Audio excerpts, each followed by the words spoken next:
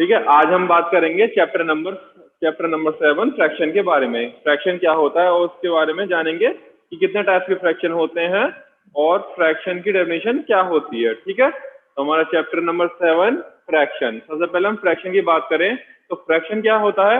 A fraction is a part of a whole number. ठीक है, क्या होता है fraction. A fraction is a part of a whole number and the whole may be single object और a group of a object.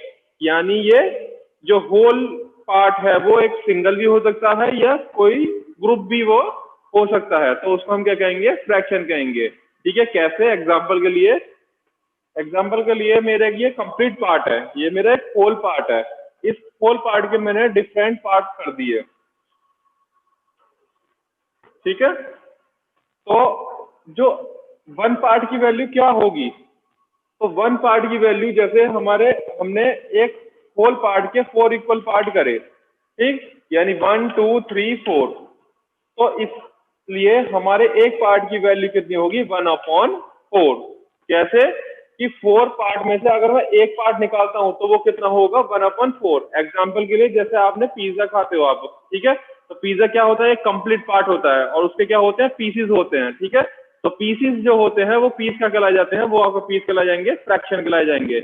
यानी ये complete part के वो क्या हो गए, टुकड़े हो गए। ठीक है, तो हम उन टुकड़ों के बारे में ही पढ़ेंगे, यानी उन टुकड़ों के बारे में जानेंगे कि फ्रैक्शन क्या होते हैं और फ्रैक्शन को कैसे हम फाइंड करते हैं, कैसे हम उनको ऐड करते हैं, कैसे सब्ट्रैक्ट करते हैं, कैसे उनको रिप्रेजेंट करते हैं नंबर लाइन पे। ये सब चीज हम इस चैप्टर के अंदर डिस्कस करेंगे। ठीक है, तो सबसे पहले हमारा जो एक्सरसाइज 7.1 है उसमें हमारी बेसिक चीज है, उसमें आपको डायग्राम दे रखा है और डायग्राम में पूछ रखा है कि फ्रैक्शन की वैल्यू कितनी होगी। ठीक है, और एक चीज का और ध्यान रखना, जो हमारे फ्रैक्शन होते हैं वो फ्रैक्शन हमारे P/Q की फॉर्म में होते हैं, जहां पे Q is not equal to क्या होता है, 0 होता है। इट मीन्स Q 0 क्यों नहीं हो सकता, क्योंकि अगर Q 0 हो जाएगा तो ये वाली टर्म क्या हो जाएगी, नॉट डिफाइंड हो जाएगी। क्योंकि अगर मैं इसको 0 करता हूं, अगर मैं 1/0 लिखता हूं तो 1/0 क्या है, नॉट डिफाइंड, यानी हम इसको डिफाइन नहीं कर सकते। इसलिए हमेशा ध्यान रखना कि जो डिनोमिनेटर है हमारा वो कभी भी 0 नहीं होगा, चाहे वो फ्रैक्शन हो आपका या चाहे वो रेशनल नंबर हो। ठीक है, सबसे पहली कंडीशन यही होती है इसकी कि a fraction in the form of a P/Q where Q is not equal to 0। तो फ्रैक्शन की अगर हम छोटी सी डेफिनेशन लिखना है तो क्या लिखेंगे, a fraction in the form of P/Q where Q is not equal to 0। ठीक है, या हम लिख सकते हैं fraction is a part of a whole number. तो अगर आपके एग्जाम में आते हैं तो आप इनमें से कोई सी डेफिनेशन लिख सकते हैं। क्लियर, अब हम आगे बात करते हैं एक्सरसाइज 7.1 के बारे में। चलिए हम बात करते हैं एक्सरसाइज 7.1 के बारे में। अब मैं इसके क्वेश्चन नंबर 1 के कुछ पार्ट डिस्कस करूंगा, बाकी पार्ट आप होमवर्क में करोगे इसी तरीके से जैसे मैं बताऊंगा। देखिए, सबसे पहले इन्होंने डायग्राम दे रखा है। डायग्राम हमारा कुछ इस तरीके से है, एक ट्रायंगल है और उसके अंदर एक और ट्रायंगल हमारा फॉर्म हो रहा है। ठीक है, तो हमें क्या बताना है, हमें what is the fraction representing of the shaded portion. यानी जो शेडेड पोर्शन हो रहा है, जैसे ये वाला आपका शेडेड पोर्शन है और ये आपका शेडेड पोर्शन है, तो हमें क्या बतानी है, इसकी वैल्यू बतानी है। तो देखिए, ये सारे हमारे इक्वल पार्ट में है। ध्यान रखना, फ्रैक्शन जब भी आप निकालोगे फ्रैक्शन की वैल्यू, तो उसमें एक कंडीशन ये है कि सारे क्या होने चाहिए, ये इक्वल पार्ट में होने चाहिए। यानी जो हमारा कंप्लीट पार्ट है उसके सारे इक्वल पार्ट होने चाहिए, तभी आप फ्रैक्शन को फाइंड कर सकते हो। ठीक है, तो देखिए अब हमारे इसमें देखिए टोटल पार्ट कितने हैं, टोटल पार्ट हमारे हो गए 4। तो 4 जो जितने टोटल पार्ट होते हैं वो आते हैं आपके डिनोमिनेटर में। ठीक है, अब हमें वैल्यू किसकी निकालनी है, शेडेड पोर्शन की वैल्यू निकालनी है। तो शेडेड पोर्शन इसमें कितने हैं, 2 है, तो इसका आंसर कितना आ गया, 2/4 आ गया इसका आंसर। ठीक है, ये है हमारा ए पार्ट। इसी तरीके से हम एक पार्ट और देखते हैं, एक हमारा है बी पार्ट। बी पार्ट में क्या है आपका, बी पार्ट में एक रेक्टेंगल ड्रॉ है।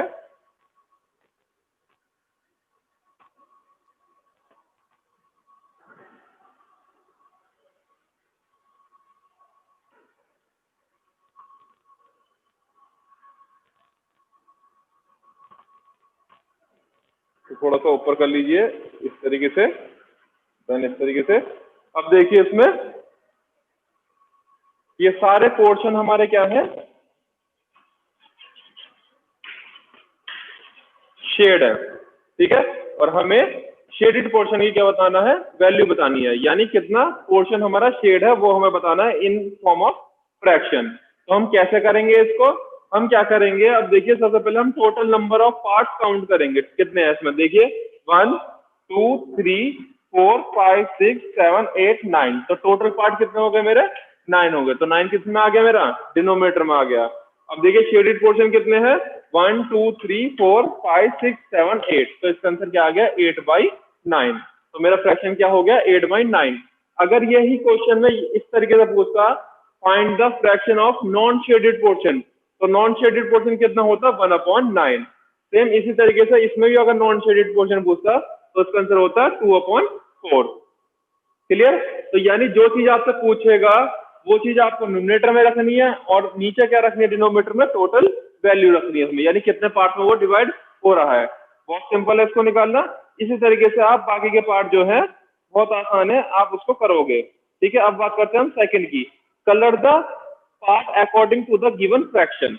अब देखिए, अब हमारे सेकंड क्वेश्चन में क्या करना है, हमें कलरिंग करनी है जितना फ्रैक्शन दे रखा है, यानी अब इसका बिल्कुल अपोजिट क्वेश्चन आ गया। ये क्वेश्चन नंबर 1 में हमसे क्या कहा था, क्वेश्चन नंबर 1 में हमसे कहा था कि आपको एक डायग्राम दे रखा था, उसमें शेडेड पोर्शन की वैल्यू बतानी थी, यानी फ्रैक्शन बताना था। लेकिन क्वेश्चन नंबर सेकंड में क्या है, आपको फ्रैक्शन गिवन है और आपको क्या बताना है, कितना पोर्शन हमारा शेड होगा वो बताना है आपको, ठीक है। तो क्वेश्चन नंबर सेकंड का मैं ए पार्ट की बात करता हूं। सेकंड के ए पार्ट में है 1/6, 1/6 पोर्शन आपको शेड करना है, किसमें, एक सर्कल में। एक ये सर्कल है, इसमें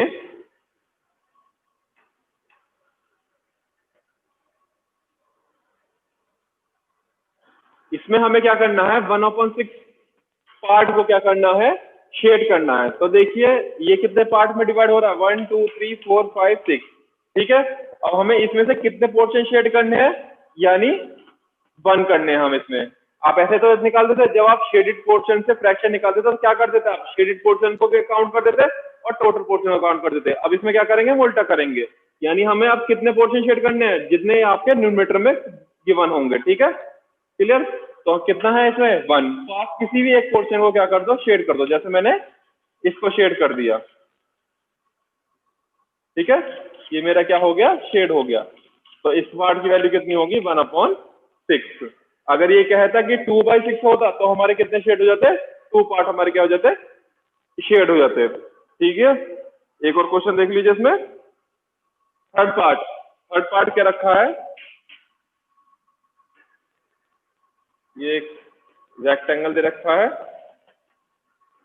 और इसमें क्या करना है, इसमें 1/3 पार्ट को क्या करना है, शेड करना है, ठीक है।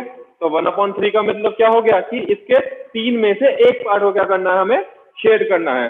तो देखिए कर दीजिए किसी एक पार्ट को शेड,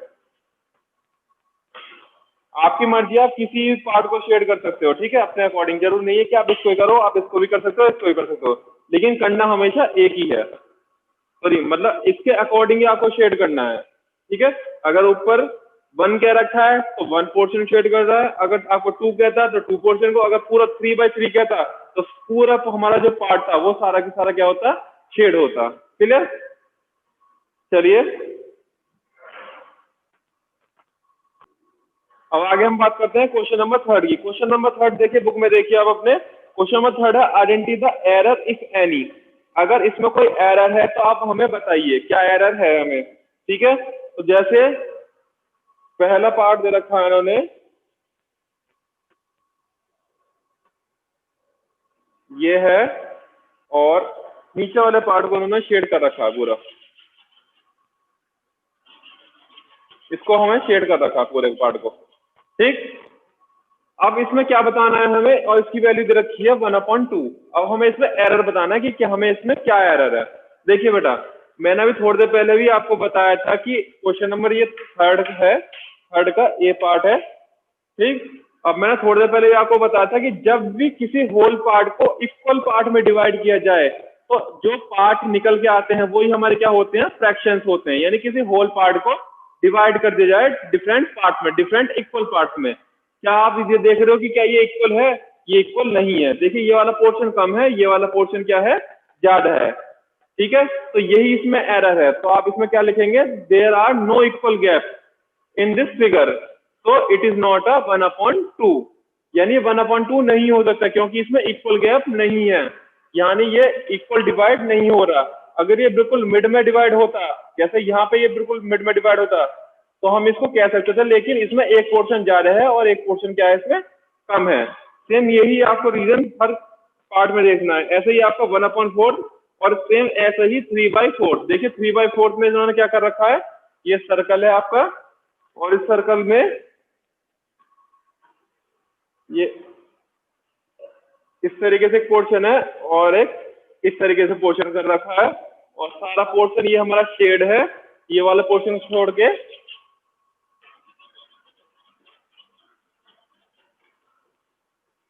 इस वाले पोर्शन छोड़ के ये वाला पोर्शन सारा क्या है, शेड है। ठीक है, और इसकी वैल्यू लिख रखी है 3/4। तो ये 3/4 नहीं हो सकता। क्यों नहीं हो सकता? क्योंकि ये इक्वल पार्ट में डिवाइड नहीं हो रहे। अगर ये सारे इक्वल पार्ट में डिवाइड होते तो हम उसको 3/4 कह सकते थे। ठीक है, 3/4 का मतलब होता है कि 4 पार्टों को 3 इक्वल पार्ट में डिवाइड कर दिया उन्होंने। ठीक है ना, यानी टोटल पार्ट हमारे 4 थे और उसमें से हमें किसकी वैल्यू निकली है, 3 इक्वल पार्ट की वैल्यू निकली है।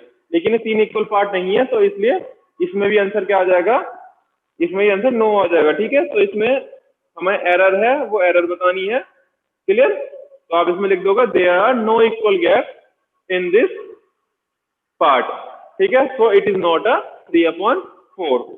अब आगे चलते हैं क्वेश्चन नंबर 4 की। What is the fraction of a day in 8 hours? बेटा ये डेली रियल लाइफ के जो हमारे क्वेश्चन है, अब उनको हम यूज करके फ्रैक्शन निकालेंगे। ठीक है, यानी problem based on the daily life. Question number 4 देखते हैं हम। क्वेश्चन नंबर 4 है, what is the fraction a day in 8 hours? अब देखिए आपको पता है एक डे के अंदर 24 आवर्स होते हैं। ठीक है, और हमें फ्रैक्शन किसने से निकालना है, 8 आवर्स से निकालना है। तो देखिए हम सबसे पहले लिखेंगे total hours in a day equal to 24। ठीक है, टोटल कितने हैं हम पे, 24। तो fraction of a day, fraction of a day, fraction of a day, fraction of an hour, fraction of a day in is 8 hours, 8 hours equal to 8/24। कैसे? ये क्या हो गए आपके टोटल आवर्स, और कितने निकालने हैं हमें, 8 निकालने हैं। तो हमारा फ्रैक्शन क्या बन गया, 8/24। कुछ नहीं करना, बस आपको ये करना होता है जो क्वेश्चन में गिवन आए, यानी जो हमसे पूछा जाए उसको आपको न्यूमरेटर में रखना है, और हमें क्या निकालना है, टोटल, और दोनों क्या कर देना है, डिवाइड कर देना है। ठीक है, तो 8/24। आप देखिए हम इसको लोएस्ट फॉर्म में चेंज कर सकते हैं। लोएस्ट फॉर्म आपने पढ़ी है कि किसी एक ऐसे नंबर से न्यूमरेटर और डिनोमिनेटर को डिवाइड करना और उससे छोटे रूप में लेके आना उसको। तो देखिए ये 8 के टेबल में दोनों आ रहा है, 8 1 जा 8, 8 3 जा 24। तो इसका आंसर क्या आ गया, 1/3 इसका आंसर आ गया। ठीक है, एक क्वेश्चन और डिस्कस कर लेते हैं जल्दी से। What is the fraction of hours in 40 minutes?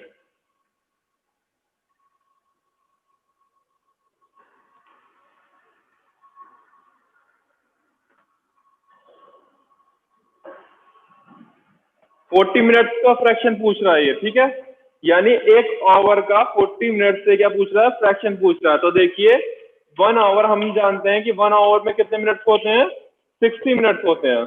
1 our equal to 60 minute.